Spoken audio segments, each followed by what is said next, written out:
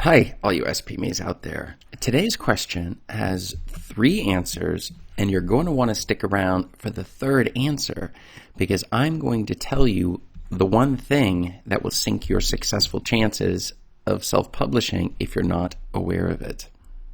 So let's get into it. The question that was sent in today was, can self-published books be successful?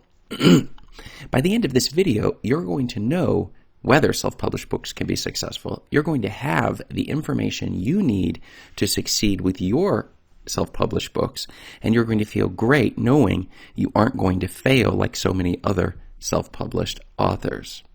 So, well, what about it? Is it possible for a self-published book to succeed? Or maybe that was something that was a few years ago that it was easy for people to go about succeeding. And that's something that a lot of people wonder about when you're first getting started with self-publishing is it for you, or maybe you should just go traditionally published? And that is what we're going to answer today. This is Chris Baird from selfpublishingmadeeasynow.com. Click the subscribe button if you'd like for me to make more videos like this one. And check out below in the description and grab a copy of my absolutely free self-publishing checklist to help you get started your self-publishing journey and make sure you're not making the mistakes that so many others are making. So, can self-published books be successful? Well, let me go a little bit into a story I had just from the other day.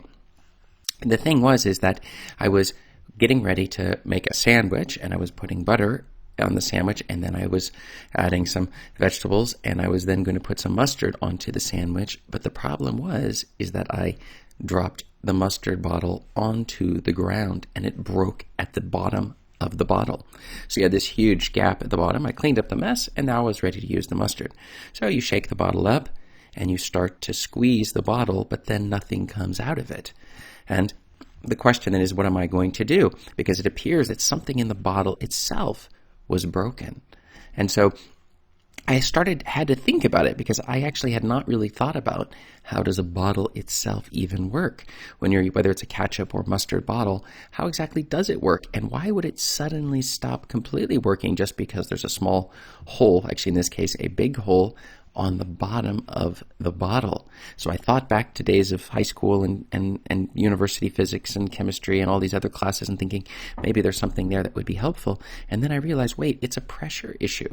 That when we squeeze the bottle, it creates a high pressure at the back end, which causes the mustard to come through and out onto the bread.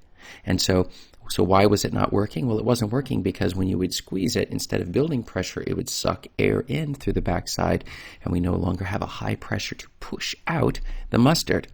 But I had never really thought about this before. So I had to come up with a solution, which was, how am I going to fix this? And that was when it hit me that, well, what if we keep the cap on the front side of the bottle and we simply reverse the bottle around and squeeze it from the back end? Because then it would create a high pressure at the front end, and that would then squeeze it out through the back end. Now, this was still a terrible solution because the back end had a large line of a mess, and it would squeeze out through that. But I did try it, and then you put it into the fridge, and it would fall over and make a mess. So it was not a good solution, but it was a very educational experience in seeing that sometimes you can't exactly, you need to understand how something works, right, in order to actually win at it.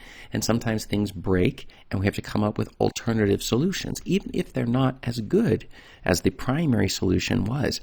And this then related a little bit to me regarding self-publishing, because when it comes to self-publishing, sometimes things work fine, and you don't even need to understand how they work, whether it's putting audiobooks out there or whether it's getting the manuscripts formatted, and suddenly something breaks. Amazon changes their rules with ads. They change the rules on something, and it means we're going to have to think a little outside the box and figure out how exactly are we now going to change what we're doing in order to overcome the obstacle, if we're not just going to give up, which is what a lot of self-published authors do. They face any level of adversity and they will just give up at that point, as opposed to saying, I'm not going to get angry at the bottle. Rather, I'm just going to try to see is there another way I can do it? And even if it's not a great solution, is it a solution? And that was something that was quite a bit educational regarding the mustard bottle for me, and I've also seen it over the many years in self-publishing. So can self-published books be successful? Well, let's get into today's answers. The first is, yes, they definitely can be successful, and often more successful than traditionally published books if they are optimized, and that's the key issue here. Because traditionally published books are going to, even if they sell more copies, you're only going to be making about 12%. Whereas with self-published books, we can make around 70%. And so that's the first thing. The other is we can control the cover and the title and all of the different aspects of the book as the second one, which is we get to optimize the books so that they sell more copies and run ads, and we can do marketing campaigns and content marketing. We can do all sorts of stuff without permission from some publisher to tell us whether or not we can do it. Now, the problem is that most authors, they have this idea that if you just put the book out there, that it's going to sell, and that is a big surprise for them. Then in that case, well, of course, the traditionally published route is a better route because you have somebody else who's pushing it and making sure you're not making a lot of these common mistakes. But if you are learning the secrets and going through the different steps on the self-publishing journey to optimize your books, you're going to see a lot more sales. And then you come out with another book and another book. And if we combine those sales together, many self-published authors actually do better than the traditionally published, where they come out with a book and then it just gets buried on a shelf somewhere and nobody ever sees it again without selling that many copies or really making too much money back on the self-published. Though it is true on the traditionally published, they will make more money in the compared to the average. But I don't really, when I'm talking about self-published books, I don't care about the average because our goal is not to be the average, it's to be the above average by optimizing our books, as we pointed out on the second answer. But let's go into the third and secret answer of the day. And the answer is the one mistake that you can make that ensures your failure is comparison. If you're comparing yourself against the success of other people, like we take the Martian or other self-published books and we see the insane level of sales that they made and then think, why am I not making these sales? That can demotivate you. And motivation is one of the biggest things that keep you in the game while you're in the process of learning all of the tips and tricks necessary to win at self-publishing. So we do not want to get into this comparison game, but you should do comparison, and that's the thing, against yourself. So in other words, we come out with each book and say, well, what can I do in the next book that will make it better than the previous? And as like the mustard bottle, as Amazon or others break things as we go, tools become more expensive, systems and shortcuts that we had taken no longer work. Well, are we going to come up with new solutions, or are we just going to give up on the mustard or give up on self-publishing altogether? And hopefully you'll come to the correct answer, which is we're going to learn ways to get around it. We're going to be in communities. We're going to ask questions like you can do right here below in the comments about this exact issue. And we can go through and talk through strategies and other things to help you ensure that your book is going to be a success.